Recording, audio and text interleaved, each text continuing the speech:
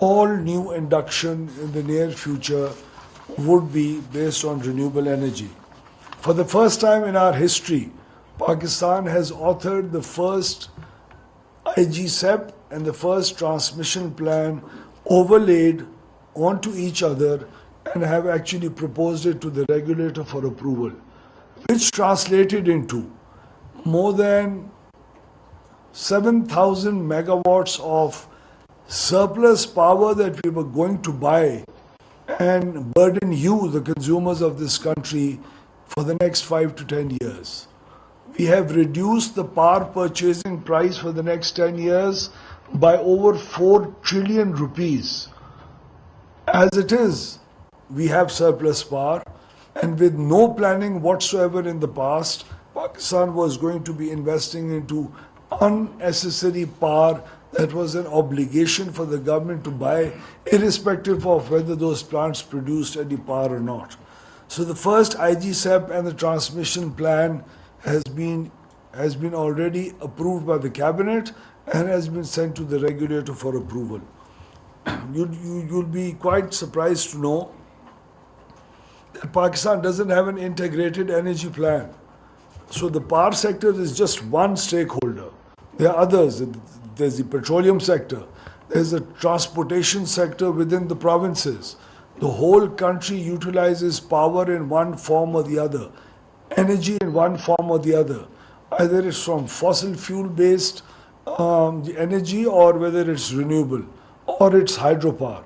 There is no integrated energy plan that Pakistan has. And so we have taken it upon ourselves at the Power Division to coordinate with all the stakeholders across provinces and the federal government. And the planning minister has already heard us on this issue. And so Pakistan, we would be proud in the next year and a half or so to have the first integrated energy plan authored, and then all the policies would evolve and emerge from that authored energy plan. That's much required for the country. Pakistan doesn't even have a long-term transmission plan. Transmission plans are based on the input given by the distribution companies and the networks below. It's a bottom-up approach. We don't have a long-term transmission plan. So we work on 3-year and 5-year planning. We don't have a 20-year transmission plan on the basis of which you keep changing your goalpost in the middle and you set the course to be corrected enough to reach the optimum level of transmission. So we are actually in the middle of doing that all. Yet the path ahead is not without obstacles. The intermittency of solar and wind resources challenges grid stability. You know, last year in about February, Pakistan's national demand came down to 6,000 megawatts. We almost had a blackout. With the amount of distributed solar energy coming into the system, the demand went down to 6,000 megawatts and the grid went unstable. And there was hardly anything we could do about it, but then we tried to put into place some measures that ensured grid stability at that point in time. So what happens then?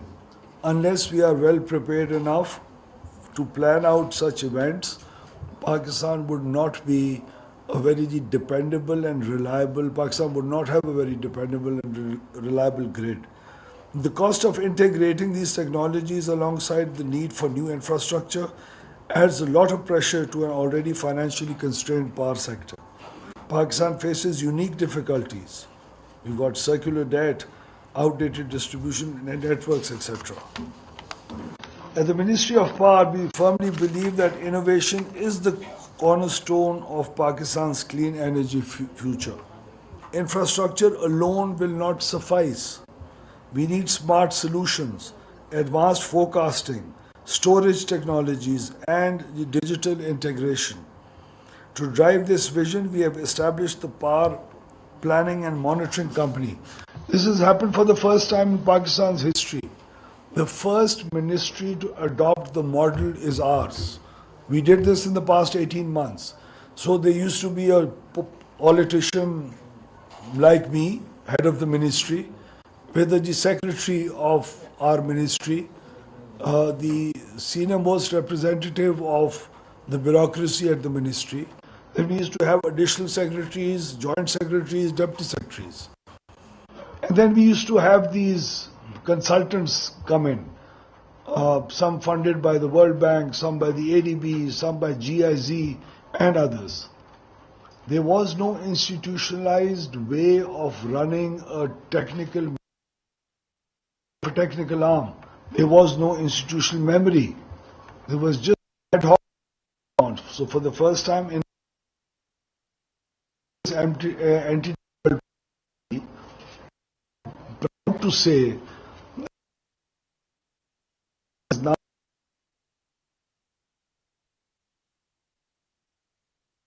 able. वज़ीर तबर हैं Awais लग़ारी commerce university में seminar से खिताब कर रहे हैं।